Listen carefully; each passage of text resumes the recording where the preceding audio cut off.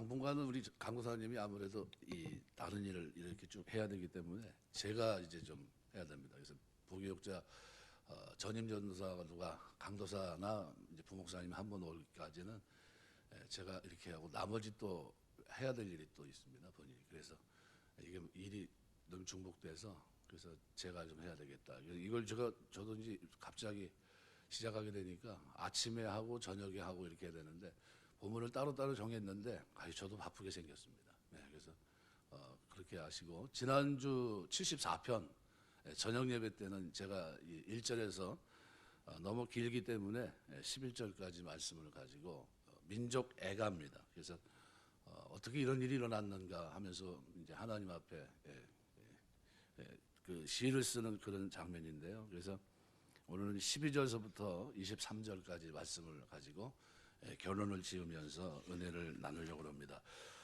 민족 애가가 한 6편 되어 있습니다. 44편, 60편, 74편, 79편, 80편, 90편. 오늘 지난주에 저녁에 생각한 거는 선민이 망하도록 버려두신 하나님을 향해서 선민의 수도 예루살렘에 참상을 토로하면서 선민을 구원해 줄 것을 하나님 앞에 단언하는 내용이었고요. 오늘은 그런 하나님 앞에 과거 하나님이 구원의 역사, 애굽에서의 역사를 기억해 달라는 겁니다. 그리고 하나님의 창조자로서의 권능을 회고하는 내용입니다. 우리가 죄 때문에 그렇게 되는 것은 당연하지만 민족적인 슬픔에 잠기는 것도 당연하지만 그렇지만 하나님의 이름이 모욕당하는 것은 있을 수 없습니다. 하나님은 원래서부터 어떤 분입니까? 전능하신 분이시고 그리고 그 이름이 훼손을 받을 만한 이유가 전혀 없으신 분입니다. 그 내용을 12절에서 17절까지 쭉 설명을 합니다. 그리고 18절에서 마지막 절까지는 원수들의 이 신성모독과 그래서 하나님의 언약에 근거해서 선민을 신속하게 구원해 줄 것을 호소하는 겁니다. 이것은 우리에게 뭘 제공해 주냐면요. 기도할 때 뭘 붙들고 기도해야 되느냐? 하나님의 언약입니다. 약속, 성경입니다. D.L. 부디가 성경을 붙잡고서 기도할 때 그 약속이 뭡니까? 성경의 기록이죠. 기록된 이 말씀을 붙들고 하나님 여기 이 말씀이 있는데 이 말씀을 제가 신뢰합니다. 신실하신 하나님이 이루어질 줄 믿습니다 하고 기도를 했고요. 그리고 테스트에서 그것이 진짜 이루어졌을 때는 거기다 또 다른 표를 쳤습니다. 이 말씀은 신실한 말씀이라는 거예요. 그거를 얘기했거든요. 우리가 기도 생활이라는 게 뭘까? 기도 생활은 그냥 내 생각으로 막 어무리는 게 아니라요. 기도 생활은 약속의 말씀을 붙들고 내가 하는 기도가 어디에 있다는 거죠.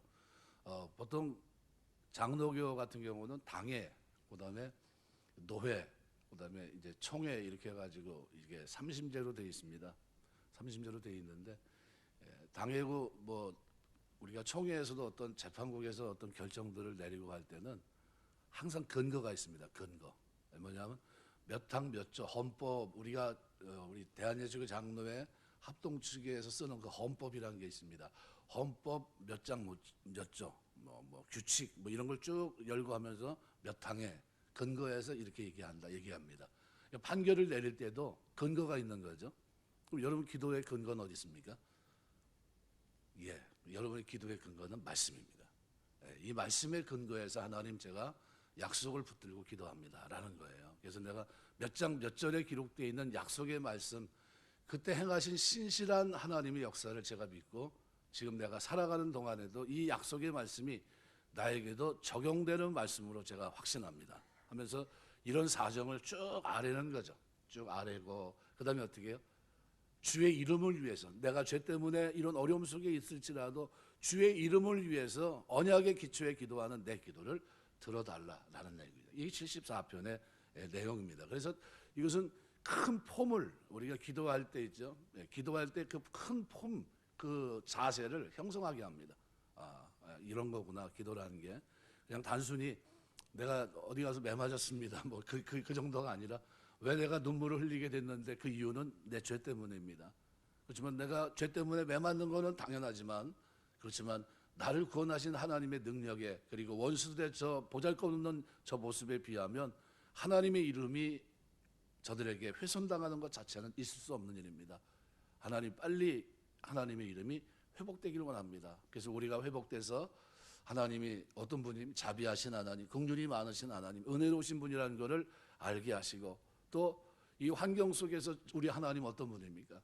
천지를 창조하신 능력의 하나님, 모든 것을 바꿀 수 있는 하나님이라는 사실을 기억하면서 은혜의 언약을 기억합니다. 약속의 언약. 구약으로 말하면 신명기의 언약, 그다음에 다윗 언약, 이런 것들을 기억하면서 약속의 기초에 기도합니다. 다윗이 기도할 때마다 상기했던 게 뭡니까? 다윗 언약이에요. 선지자를 통해서 줬던 사무엘하 7장에 기록되어 있는 다윗 언약을 붙들고 늘 기도했거든요. 환경이 이런 환경이지만, 그렇지만 도망가는 중에도 뭘 기억합니까? 하나님이 약속한 그 약속을 나에게 신실하게 이행하실 것을 믿는데, 환경은 여의치 못하지만 곧 그 언약대로 하나님이 나를 지키고 돌아가게 하셔서 그곳에서 하나님 앞에 예배하고 찬송하고 그 하나님 앞에 경배하게 할 줄 믿습니다 라는 기도를 늘 드렸거든요. 우리도 마찬가지입니다. 전혀 다를 게 없어요.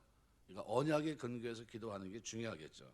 그래서 오늘 12절서부터 보시면요, 17절까지 과거에 체험한 하나님의 구원, 그리고 창조자로서의 주의 권능을 회고합니다. 제일 중요한 거는 우리가 누구냐면, 내가 이 어려움 중에 있지만 이 환경을 바꾸실 전능한 하나님은 누구냐는 거예요. 그분은 어떤 일을 행하셨는가라는 거죠. 그분은 나와 어떤 관계가 있냐는 거죠. 나를 구원하실 만한 충분한 이유를 갖고 있습니다. 그래서 이스라엘 백성에게 하나님의 구원에 대한 사건이 있었는데, 그 대표적인 사건이 출애굽 사건입니다. 이 출애굽의 이 체험은 단순한 과거 한 사건으로 끝나지 않습니다.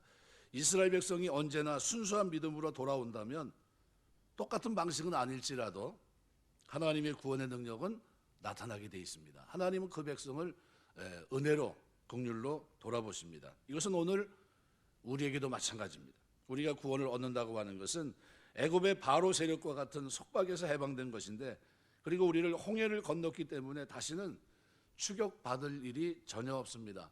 무슨 얘기냐면, 세례를 받았어요. 세례를. 죄에 대해서는 죽은 자, 의에 대해서는 산 자가 되었고, 베드로전서로 얘기한다면 방주를 타고 있습니다. 거기서 끌어내릴 사람은 아무도 없어요. 이미 그 방주를 타고 어떻게 해요? 목적지를 향해서 가고 있어요. 그 안에서의 모든 심판은 뭡니까? 징계예요. 징계. 그렇게 보시면 됩니다. 그래서 하나님은 오늘 12절 보시면 이렇게 표현합니다. 하나님은 예로부터 나의 왕이시라 사람에게 구원을 베푸셨나이다. 그러니까 이스라엘 백성들은 인간에 불과하고 하나님은 왕이십니다. 성도들을 하나님의 전이라고 하는 것은 인간의 육체 안에 하나님의 신적인 능력이 나타나기 때문입니다. 13절 14절 보시면, 주의 능력으로 바다를 나누시고 물 가운데 용들의 머리를 깨뜨리시고 리오라단의 머리를 부수시고 그것을 사막에 사는 자에게 음식물로 주셨다. 고대 바다를 항해하는 자에게 가장 무서운 존재는 바다 용입니다. 리오야단이라고 부르는데, 바다가 크게 소용돌이 치는 것을 보고 용이 배를 휘감는 것으로 생각을 했습니다. 육지에서는 엄청나게 큰 회리바람 용이 하늘을 올라가는 것 같고, 그래서 옛날에는 바다 용에게 인간 제물을 바쳤습니다. 우리가 이 섬에 보면, 인천에 보면 백령도, 그죠? 거기 보면은 그 우리가 알고 있는 그 전서부터 알고 있는 누구와 관계된 겁니까? 거기가 그 잘 아시죠? 신봉사와 관계된 게 그 백령도입니다. 백령도. 그러니까 그 굉장히 인간 제물을 바칩니다. 그죠? 그래서 성경에서 말하는 용은 애굽을 말합니다. 이 용을 바다로 끌어내 죽이시는데 어떻게 해요? 홍해에 수장시키는 거죠. 그래서 10가지 재앙으로 하나님께서 그 능력으로 두들겨 패셨고, 홍해를 가른 다음 거기에 쳐넣어 몰살시킵니다. 용보다는 못하지만 용과 비슷한 또 다른 것이 있는데 악어입니다.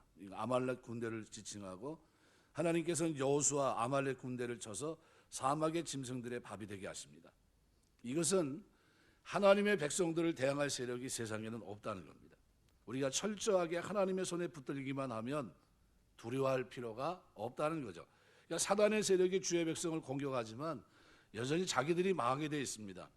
부메랑처럼 그 악이 자기에게 돌아가게 되어 있습니다. 하나님께서는 자기 백성을 위해 엄청난 일을 행하셨는데, 오늘 15절에서부터 보시면 주께서 바위를 쪼개 큰 물을 내시며 주께서 늘 흐르는 강들을 마르게 하셨고 낫도 주의 것이요 쭉 설명합니다. 바위를 쪼개셨다는 것은 반석을 쳐 물이 나게 하신 것이고요. 이스라엘 백성들이 가는 곳 어디나 물이 났습니다. 물이 이스라엘 백성을 따라온 것 같습니다. 이것이 하나님의 은혜입니다. 그래서 우리가 우리의 모든 것들이 우리를 따라오도록 만들어야지, 우리가 잡으려고 하면 잡히지도 않고 잡을 수도 없습니다. 낮도 주의 것이고 밤도 주의 것이라. 기브온 골짜기와 아야른 골짜기에 태양과 달을 멈추게 한 것, 이것도 하나님의 은혜입니다. 하나님께서는 이스라엘 이기게 하시기 위해서 밤낮도 바꾸셨고요, 자연 법칙도 바꾸시는 그런 분입니다. 그러니까 이 세상에서 하나님의 손에 붙들려서 사용되는 것이 얼마나 신기하고 신나는 일인지 모릅니다. 상상 초월입니다. 그런데 왜 이스라엘 백성은 미련하게도 우상에 빠졌냐는 거예요. 그 전능한 하나님이 우리와 함께 하시고, 그분이 예적부터 우리의 뭡니까? 오늘 12절 시작하는 그대로 예로부터 하나님은 나의 왕이시라. 우리의 왕이신데, 그 전능한 그 하나님, 능력으로 모든 걸 행하신 그분이 우리의 왕이신데, 그런데 왜 이런 일이 일어났냐는 거예요. 뭐 때문입니까? 죄 때문이에요. 우리 죄 때문에. 그러니까 하나님의 능력이 없어서도 아니고요, 모든 게 잘못된 게 아니라 누가 잘못됐냐면 우리가 잘못된 겁니다. 우리가 우상을 숭배하고 하나님의 법도를 저버리고 내 멋대로 살다 보니까 결국은 그렇게 됐던 겁니다.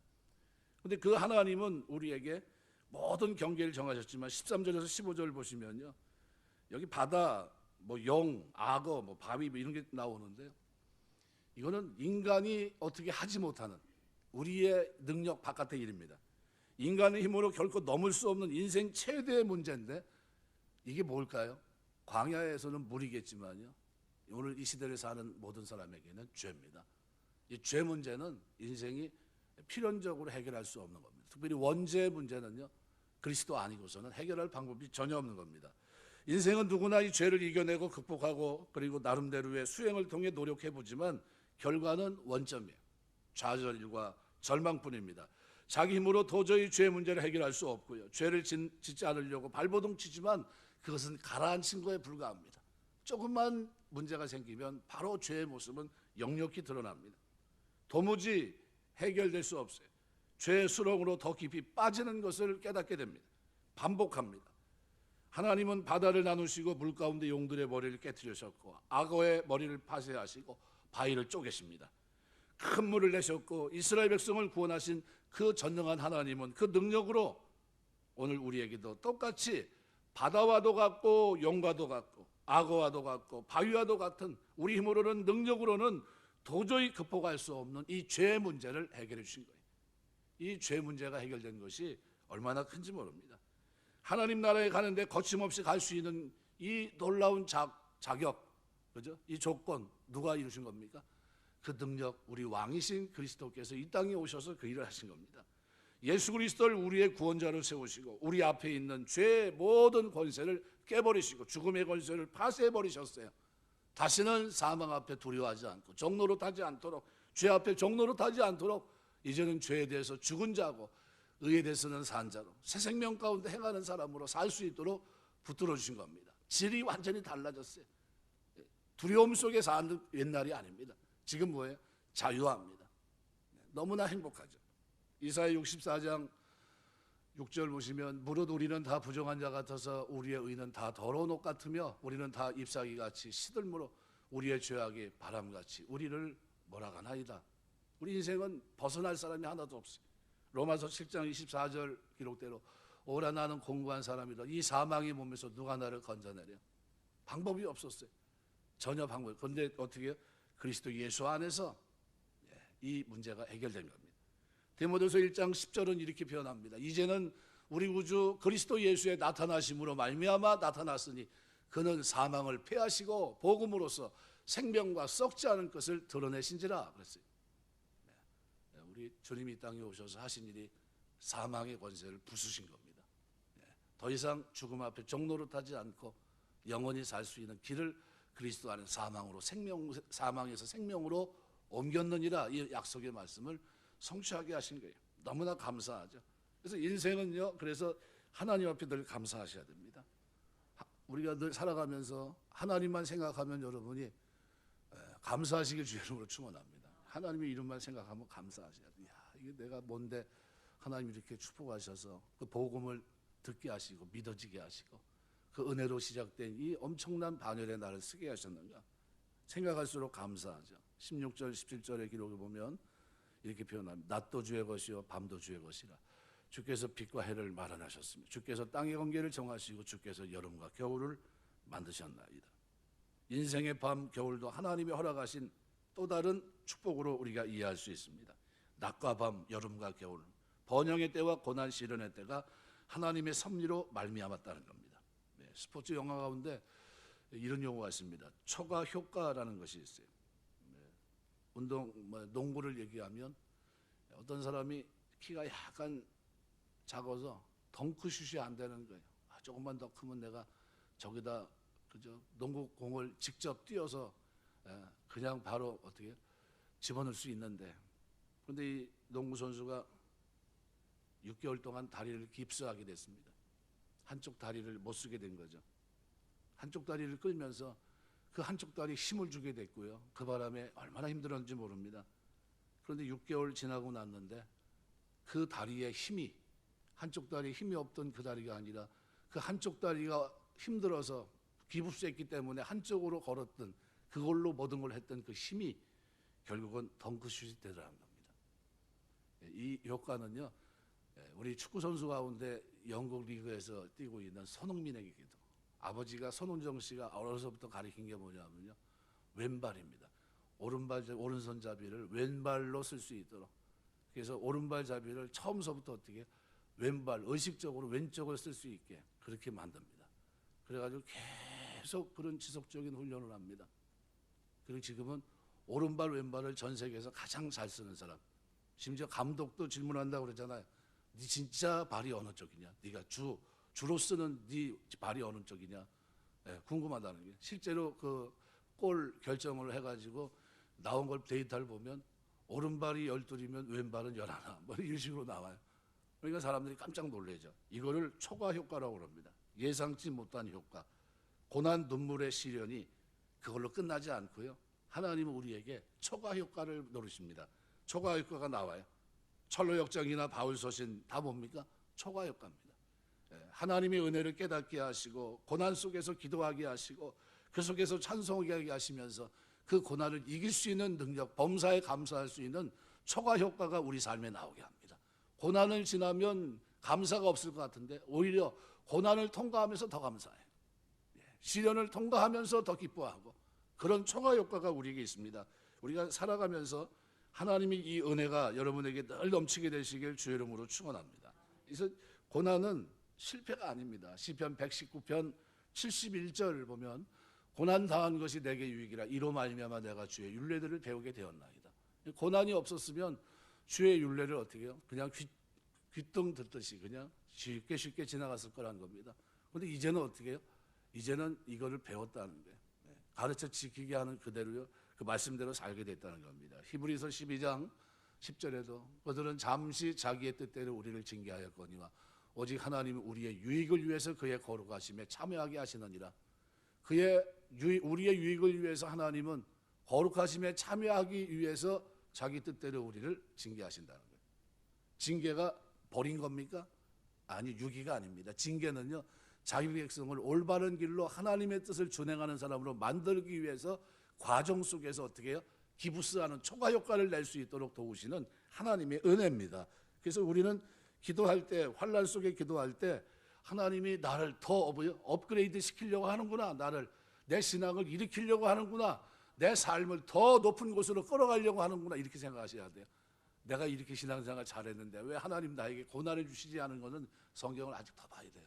계속 보셔야 됩니다. 우리 새벽에 얘기한 대로 고난은 뭡니까? 베드로전서에서 뭐라? 고난은 영광이에요. 그 영광은 보통 영광이 아니면 어떤 영광입니까? 미래 마지막 끝자리에서 누려야 될 그 영광을 거슬러 올라와서 내 현 절매살 그 속에서 시련과 고통 속에 환난 속에서 이겨낼 수 있도록 힘주시는 하나님의 격려예요. 엄청난 거죠. 그 속에서 살아갑니다. 이게 완전히 다른 겁니다. 세 번째로 오늘 본문 18절에서 23절에 보면 그러면 고난의 때 그럼 어떻게 해야 되는가? 믿는 사람들은요, 언약에 근거해서 기도하는 겁니다. 무조건 말씀 붙잡고 기도해야 돼요. 약속의 말씀. 내가 지금 기도하는 게 어디 있는지, 그죠? 뭐 이렇게 재판을 해도요, 교회 재판에서 이렇게 해도요, 헌법 몇 항 몇 조, 뭐 무슨 뭐 규례 몇 조 해가지고 이렇게 조문해가지고 쭉 나옵니다. 조문이가 거기에 이거에 근거해서 이 사람이 죄인이다 이렇게 정하고 이 사람에게 이런 규칙, 이런 벌칙을 내린다 이런 겁니다. 마찬가지예요. 내가 하나님 앞에 기도할 때 제일 밑에 가장 먼저 맨 끝에 다는 건 뭡니까? 예수 그리스도 이름으로 기도합니다. 그리고 그 안에 내용은 뭡니까?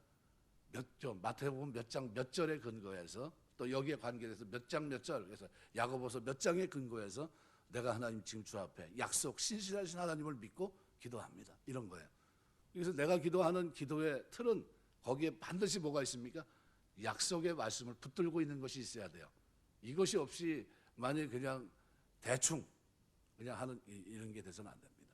우리가 기도할 때 여러분의 기도가 조문에 기록하듯이 하나님 이거는 제가 하나님 약속의 말씀 몇 장에 기고한 약속의 말씀입니다. 저는 이 약속을 신실하게 믿습니다.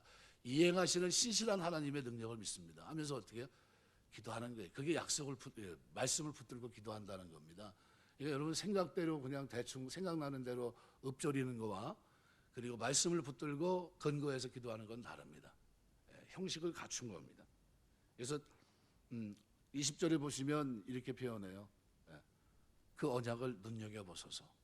좀 보란 겁니다. 이게 하나님의 백성들이 이렇게 있는 게 맞냐 하는 거죠. 이렇게 억울하게 우리가 죄 때문에 이렇게 했지만 하나님의 이름이 이렇게 모욕당하는 것도 맞냐 하는 거죠. 이게 맞지 않다는 겁니다. 이런 게. 그래서 무릇 땅에 어두운 곳에 포악한 자의 처소가 가득하다 하면서 얘기하거든요. 그러니까 하나님께 18절서부터 하나님의 구원을 요청합니다. 미래 신속한 구원을 청원하기 위한 원수들이 지금 행하는 이 신성모독과 선민 언약의 이 내용을 반복합니다. 저들이 지금 무슨 짓을 하는지 좀 보십시오 라는 거예요. 저들이 하나님의 성전을 파괴했고요.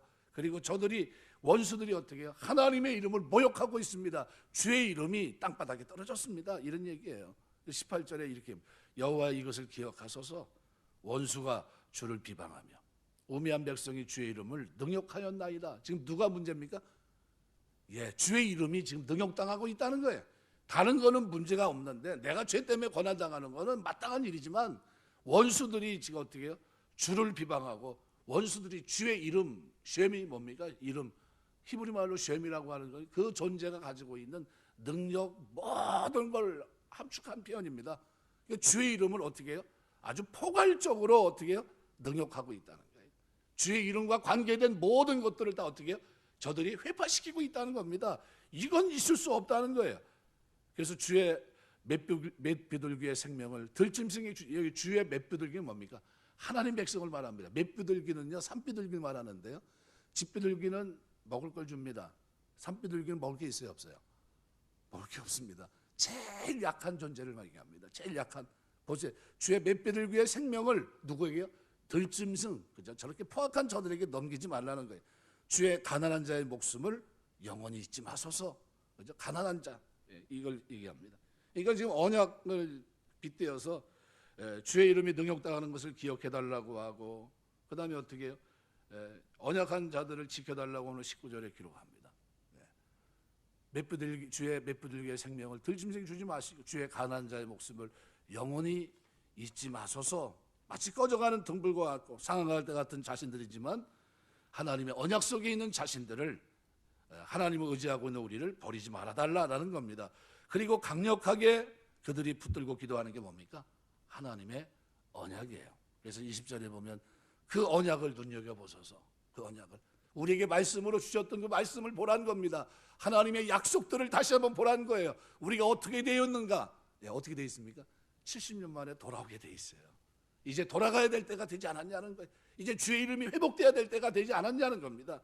민족적인 어려움 속에 있었지만 하나님의 언약을 붙들고 하나님 앞에 기도합니다. 언약을 돌아보소서. 그러면서 20절에 무릇 땅의 어두운 곳에 포악한 자의 처소가 가득하나이다. 무릇 이것은 이유를 나타냅니다. 언약을 눈여겨보소서. 간구한 이유를 나타냅니다. 땅의 어두운 곳에 NIV 성경은 dark place of the land 돼 있습니다. 그 땅 안에 어두운 곳들. 그래서 이것을 해석하는데 이스라엘 땅 안에 바벨론 군에 의해서 점령되고 파괴당한 곳 이것을 얘기합니다. 그것을 눈여겨보라는 거예요. 어떻게 돼 있나? 지금 상태를 한번 봐달라는 겁니다. 언약의 기초에서 보라는 겁니다. 이 자리가 이렇게 있어야 되는지.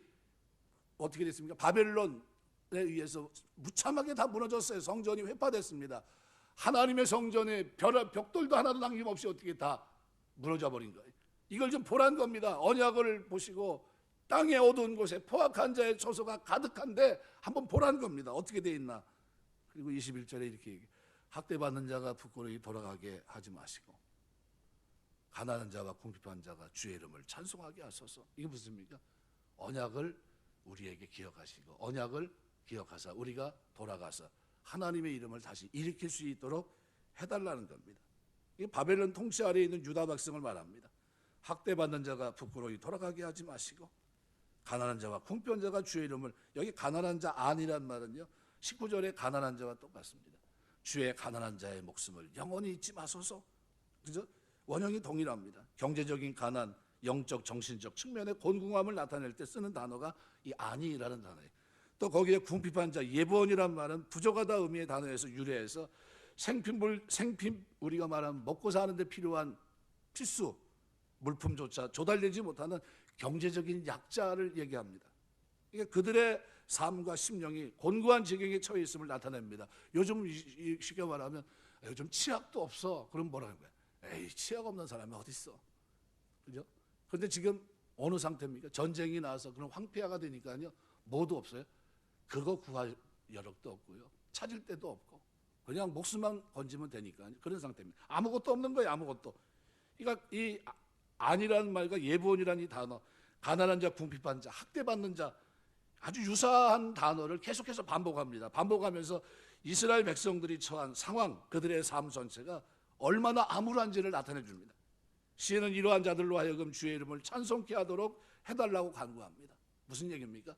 기도하면서 하나님 언약대로 하나님 내가 주님을 찬송하며 살기 원합니다. 주님을 높이며 살기 원합니다. 주의 이름은 마땅히 찬송받아야 됩니다. 그런데 지금 내가 찬송할 처지도 못되고 하나님의 이름은 찬송을 받아야 되는데 찬송을 받지 못하는 상태인데 원하옵기는 어떻게 해요? 이제는 주의 이름이 찬송을 받을 수 있도록 이 환경에서 나를 돌이켜달라는 거예요. 언약을 기억하시고 나를 일으켜달라는 겁니다. 약속대로 돌아갈 수 있도록 인도해달라, 이런 얘기입니다. 그토록 연약한 자들이 하나님을 찬양한다고 하는 것은 결국 하나님 베푸신 주권적인 구원의 역사를 전제한 겁니다.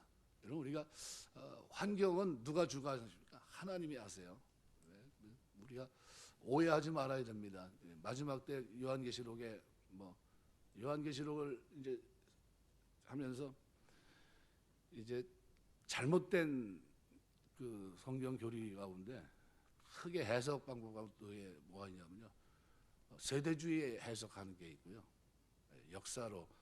그래서 요한계시록을 순서로 이렇게 보면 안 됩니다. 그렇게 보는 사람들이 있어요. 백투더 예루살렘이라고 그러죠. 우리 총회에서도 무조건 선교하고 하는 거 다 좋은데, 그런데 교류하지 말아라 하는 단체가 있어요.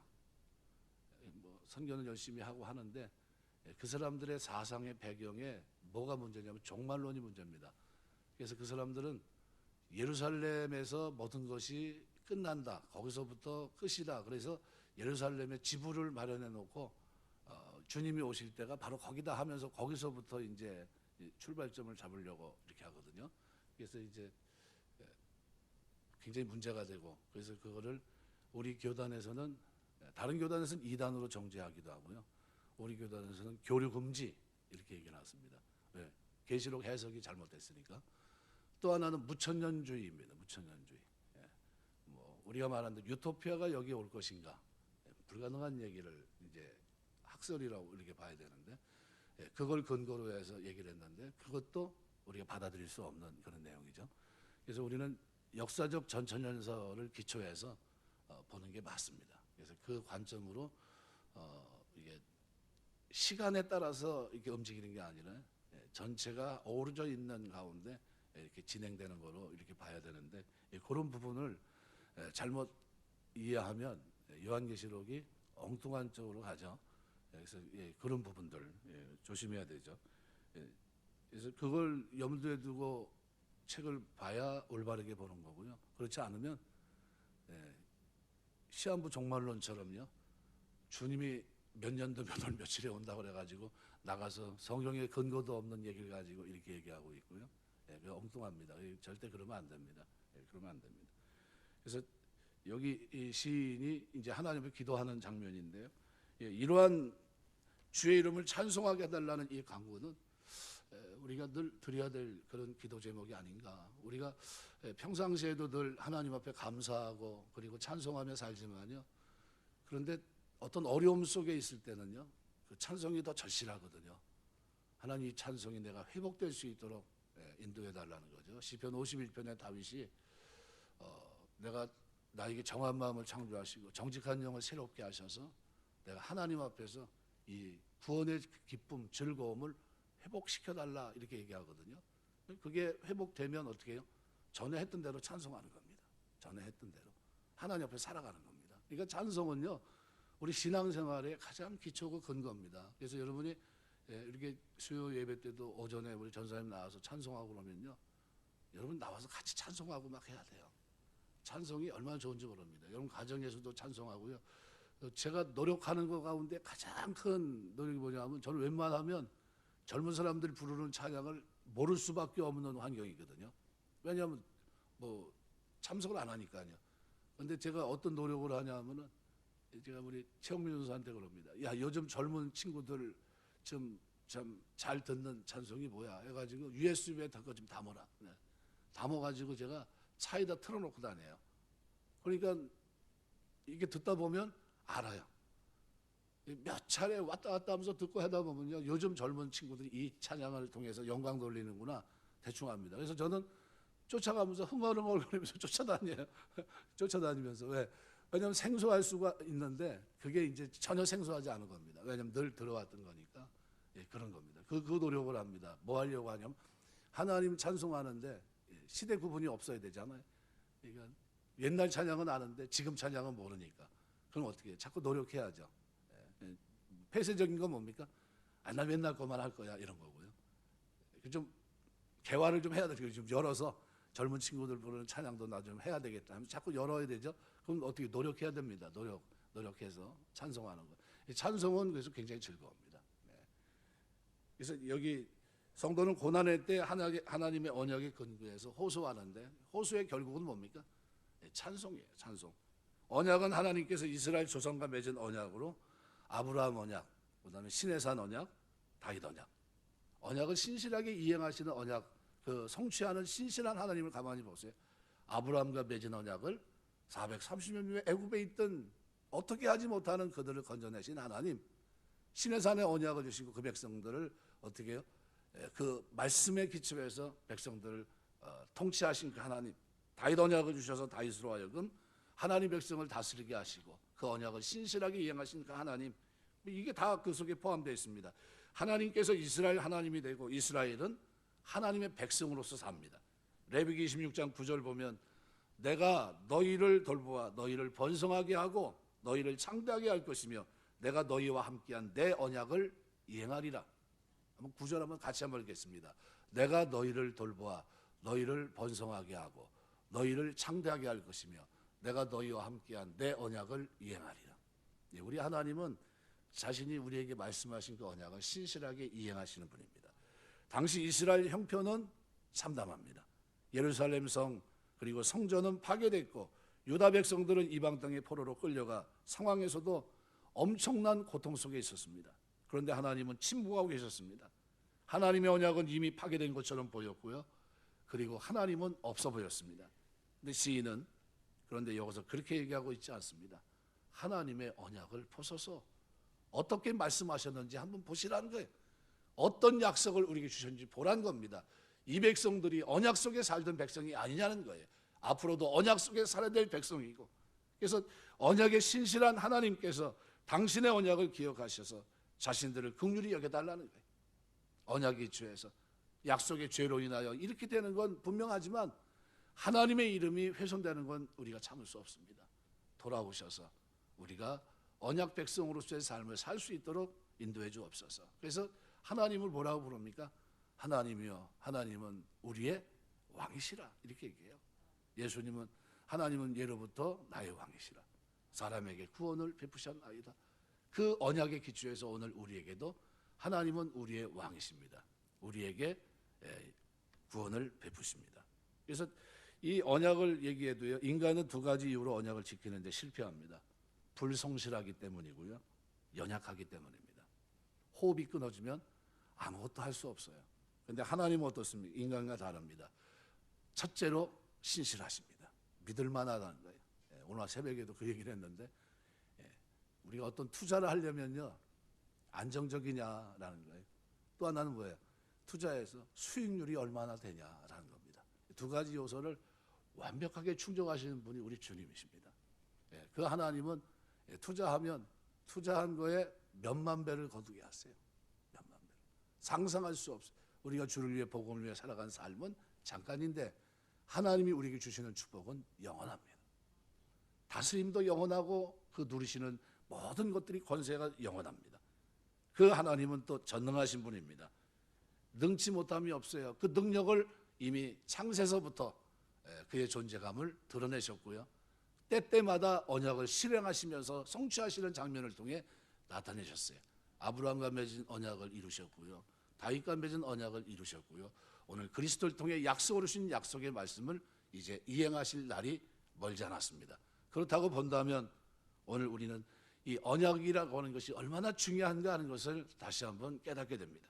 시편 106편 45절 46절에 이렇게 말해요. 그들을 위해 그의 언약을 기억하시고 그 크신 인자하심을 따라 뜻을 돌이키사 그들을 사로잡은 모든 자에게서 긍휼히 여김을 받게 하셨도다 이렇게 얘기합니다. 우리 하나님은 언약을 기억하시고 반드시 그 언약을 실천하시는 분입니다. 우리에게는 새 언약을 주셨습니다. 하나님 사랑하고 이웃 사랑하는 거예요. 내년도 우리 교회 표어를 시편 18편 1절로 했습니다. 나의 힘이 되신 여호와야 내가 주를 사랑하나이다. 그래서 말씀 자체만 그냥 딱 써놨어요. 표라는 말도 쓰지 않고 달력의 제일 위에 나의 힘이 되신 여호와여 내가 주를 사랑하나이다. 진짜 주님 사랑하는 한 해 되시기를 기도하는 마음으로 그걸 정했습니다.